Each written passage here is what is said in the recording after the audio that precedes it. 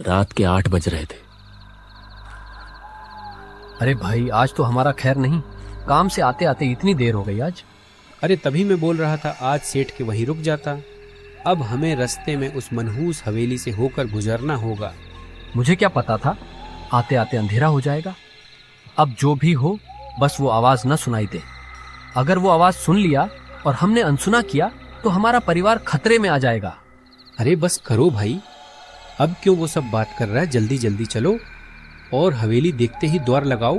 गांव की दोनों व्यक्ति बहुत ही डरे हुए थे। डरते हुए चलते चलते जब दोनों एक पुरानी हवेली के पास पहुंचे तो दोनों ने कुछ न देख के जोर से सीधा दौड़ लगा दिया।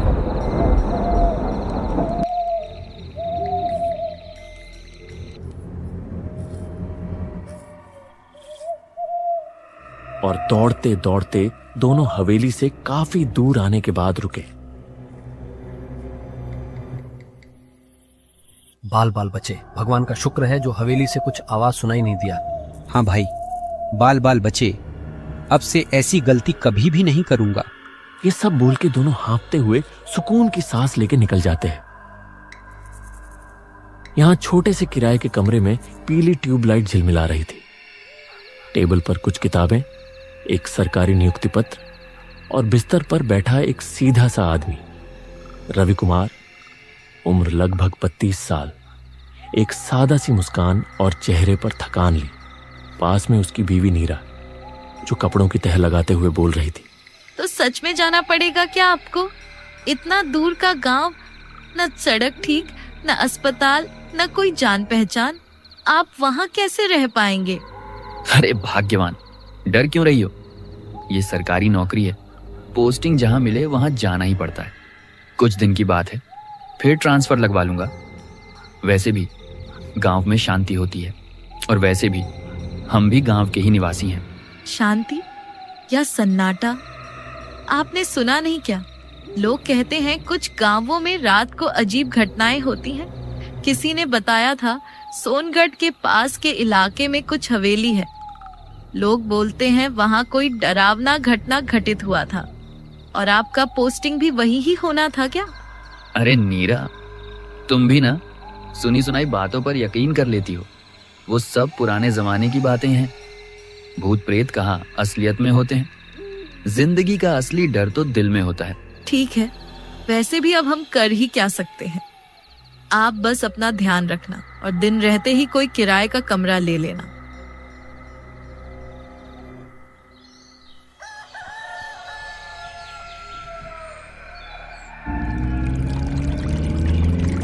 सुबह का मौसम सुहाना था। रवि नीरा से विदा लेके बस पकड़ने जाता है, लेकिन बहुत समय रुकने के बाद भी रवि को सोनगढ़ जाने का सीधा बस नहीं मिल रहा था।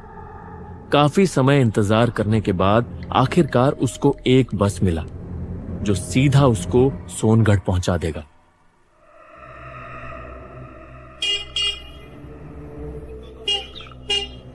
कुछ समय बाद वो बस से सोनगढ़ पहुंचा, लेकिन सोनगढ़ पहुंचते पहुंचते उसको देर हो गई और दिन ढल गया था।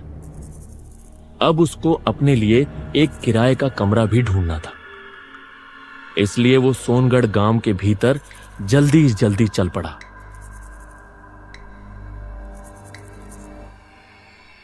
गांव के रास्ते में बहुत सन्नाटा था और चलते चलते अचानक से मौसम बिगड़ने लगा और फिर तेज बारिश शुरू हो गई।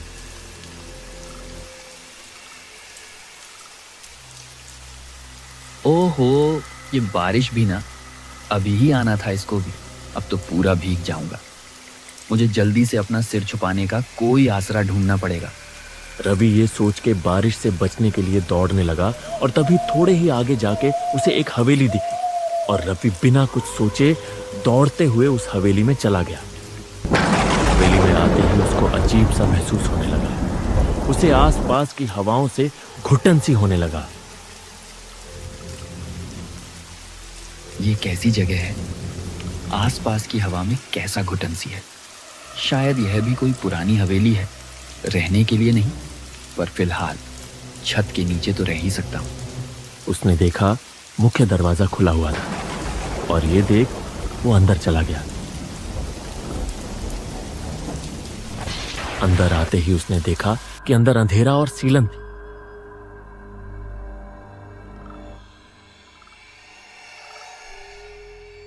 उसने एक कोने में बैग रखा और सोचा, बस थोड़ी देर की बात है, बारिश थम जाए तो निकल लूंगा, गांव अब ज्यादा दूर नहीं होगा।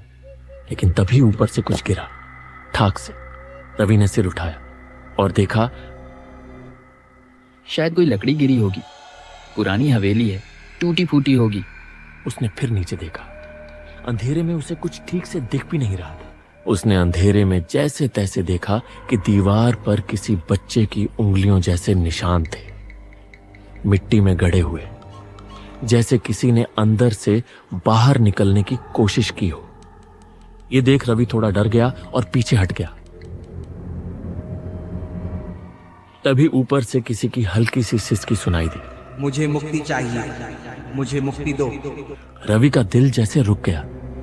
उसने कांपते हुए अंधेरे की तरफ देखने की कोशिश की और देखा सीढ़ियों पर एक छोटा लड़का खड़ा था। सादे कपड़े, नंगे पांव, आंखों में लाल चमक और चेहरे पर अजीब सी उदासी। तो तुम कौन हो बेटा? यहाँ क्या कर रहे हो? ये तो बहुत पुरानी हवेली है। लड़का धीरे धीरे नीचे आया। उसके पैरों से मानो धूल सी उड़ रही थी। कितने बरसों तक यहाँ रहेंगे? मैं भी कई बरसों से यहाँ हूँ, मुझे यहाँ से निकालो ना। क्या बकवास है ये? बाहर बारिश हो रही है, मैं बस कुछ देर के लिए रुका हूँ और तुम इतना अजीब क्यों लग रहे हो? लड़के ने शांत आंखों से देखा। उसकी आंखें एकदम गहरी और चमकदार थी। वो लड़का बोला, आप भी मुझे यहाँ अकेले छोड़कर जाएंगे? रवि ने गहरी सांस ली और अंधेरे में ही उसका चेहरा देखने की कोशिश करने लगा। उसने ध्यान से देखा तो पाया वो चेहरा इंसानी, कम परछाई ज्यादा लग रहा था, लेकिन ज्यादा अंधेरा होने से उसे कुछ ठीक से नहीं दिखा। रवि ने घबराकर कहा, कौन हो तुम? तुम तो इंसान नहीं लग रहे, मुझे जाने दो। मुझसे क्या चाहिए तुम्हें? कुछ समय तक कोई जवाब नहीं। फिर अचानक वो लड़का बोला, उन्होंने मुझे यहीं दफना दिया था, अब कोई मुझे सुनता नहीं, मुझे मुक्ति दिला दो। रवि ये सुन के बहुत डर गया और पीछे हटने लगा। उसकी सांसें तेज हो रही थी और बारिश की आवाज के बीच बस बच्चे की फुसफुसाहट गूंज रही थी। मुझे मुक्त कर दो। और अगले ही पल वो बच्चा गायब हो गया। सिर्फ हवा में गूंजती उसकी करुण आवाज बची, मुझे मुक्ति दो, मुझे मुक्ति दो। रवि का दिल जोर जोर से धड़क रहा था। उसे कुछ समझ नहीं आ रहा था कि आखिर वो कोई लड़का था या कुछ और। बाहर बारिश अब भी जारी थी और हवेली में सन्नाटे के बीच किसी अदृश्य शक्ति की आभास हो रही थी। कुछ समय तक रवि ऐसे ही डरे सहमे बैठा रहता है और अचानक से बारिश रुक जाती है, जैसे बारिश भी जानबूझ के रुक गई हो ताकि रवि वहां से निकल पाए। रवि को यह अजीब लगा, फिर भी उसने डर के मारे बारिश रुका देख तुरंत वहां से निकल आया। रवि जाते हुए पीछे घूमकर देखा तो उसको वही लड़का हवेली के छत पर खड़ा दिखा। उसे देखते ही रवि तुरंत आगे की तरफ देख के भागने लगा।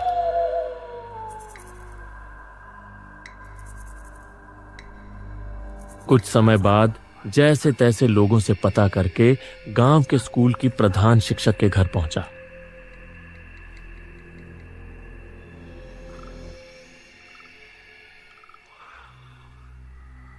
आप कौन है? इतनी रात को आपको क्या चाहिए? मैं हूँ रवि, आपके स्कूल के विज्ञान का नया शिक्षक। ओह, अच्छा अच्छा, आइए आइए।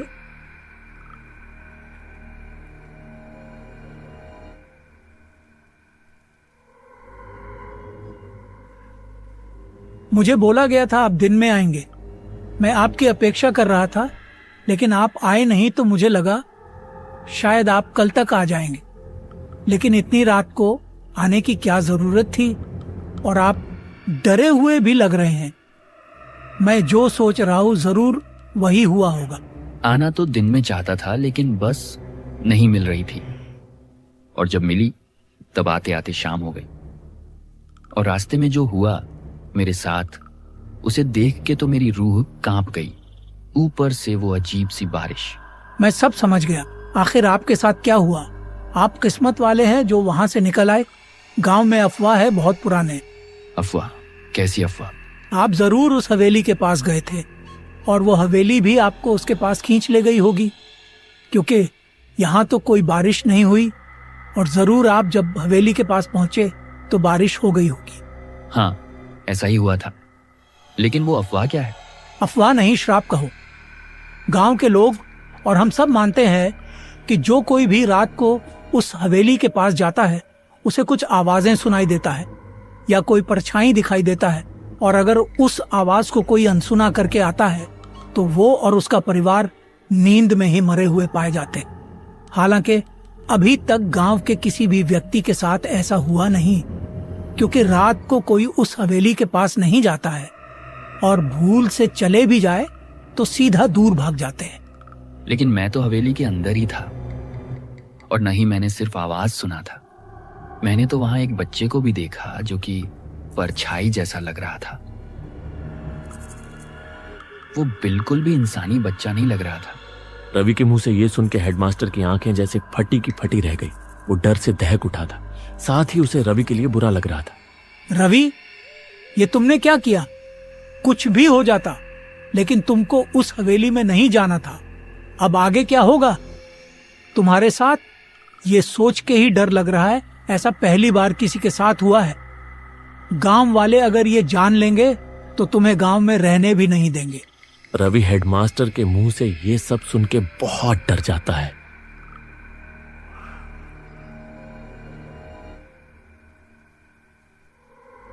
रवि उस रात हेडमास्टर के घर में ही रुकता है, लेकिन उसे उस घटना के बारे में सोच सोच के नींद नहीं आता है।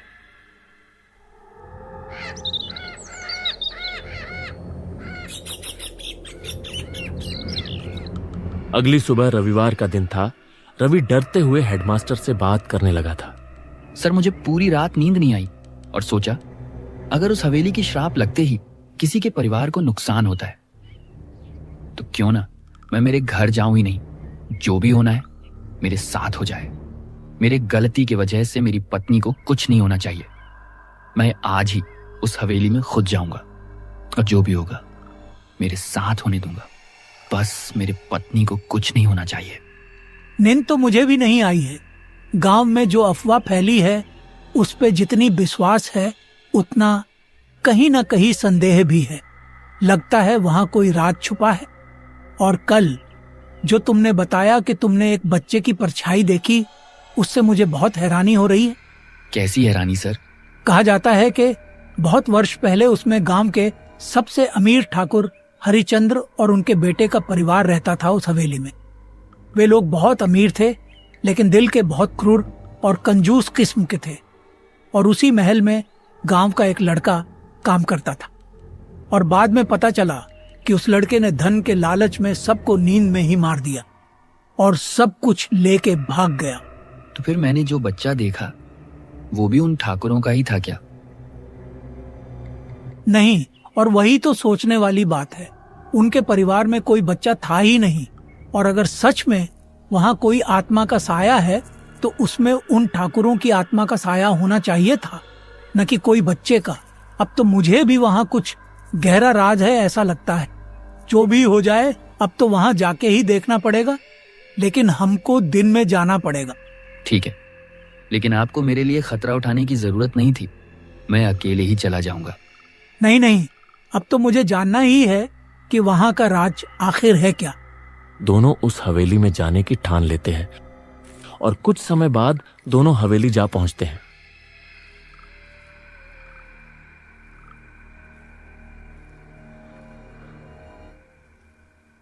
दोनों ने भीतर प्रवेश किया। भीतर दिन में भी अंधेरा था। रात के मुकाबले कम था, लेकिन देखने में बहुत भयानक लग रहा था। रवि सीधा जोर जोर से बोलने लगा। कौन हो तुम? और तुमने कल रात को मुझे यहां क्यों बुलाया? मुझे पता है कल रात तुम ही मुझे यहां खींच लाए थे।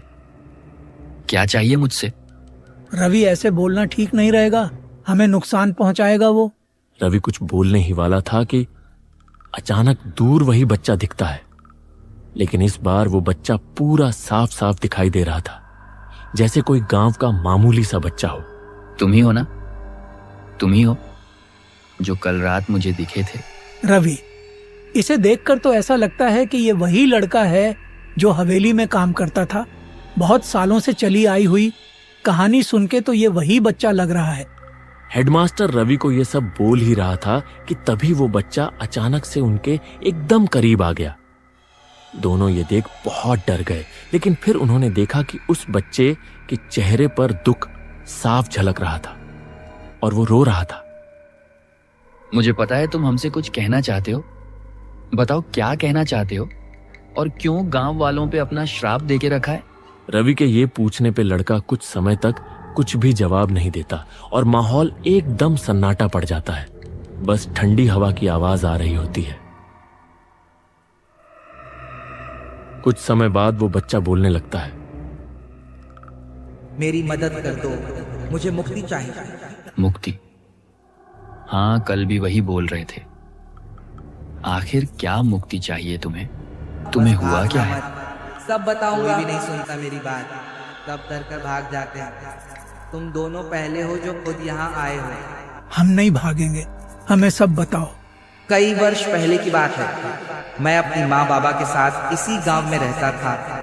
बाबा बीमारी के चलते ठीक से काम नहीं कर पाते थे और घर चलाने के लिए मैं इस हवेली के ठाकुर हरिचंद्र के पास काम करने आया था। वे लोग मुझे रोज की सब काम करवाते थे और अगर मुझसे कुछ भी गलती हो जाती थी तब वो लोग मुझे बहुत मारते थे।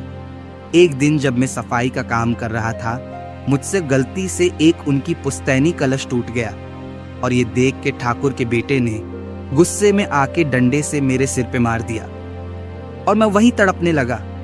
मैं खुद को तड़पते हुए मरते महसूस कर रहा था, लेकिन मैं कुछ कर भी नहीं सकता था, इसलिए मरते समय उनको अभिशाप दे गया। तुम लोगों ने जैसे एक छोटी सी गलती की वजह से मुझे इतनी बड़ी सजा दी है, वैसे ही तुम लोग भी इस पाप का सजा खुद ही भुगत के मर जाओगे। लड़के के मरने के बाद सब लोग उसके लाश को अपने हवेली के तहखाने में रख देते हैं।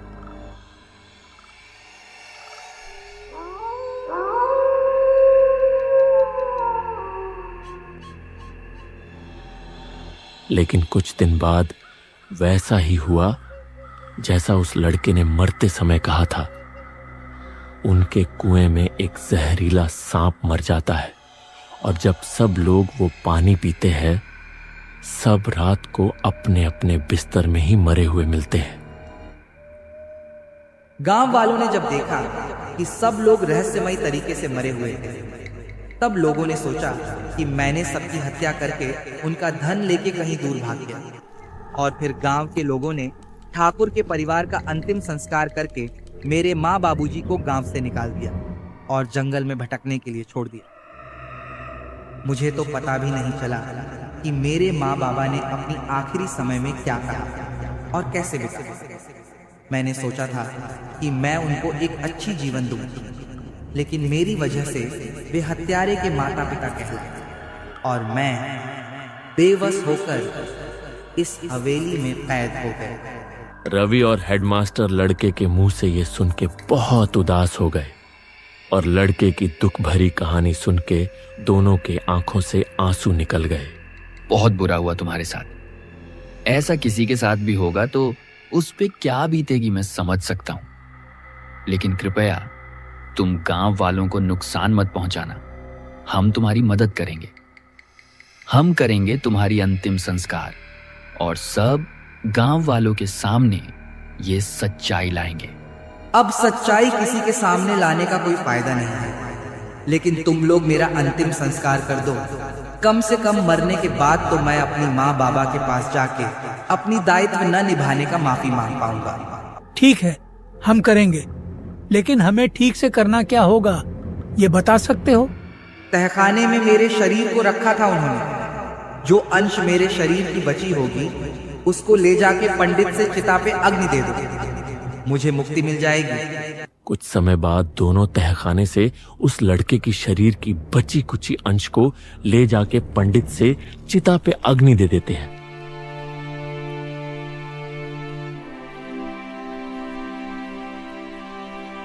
और गांव के लोगों को सब सच्चाई बता देते हैं।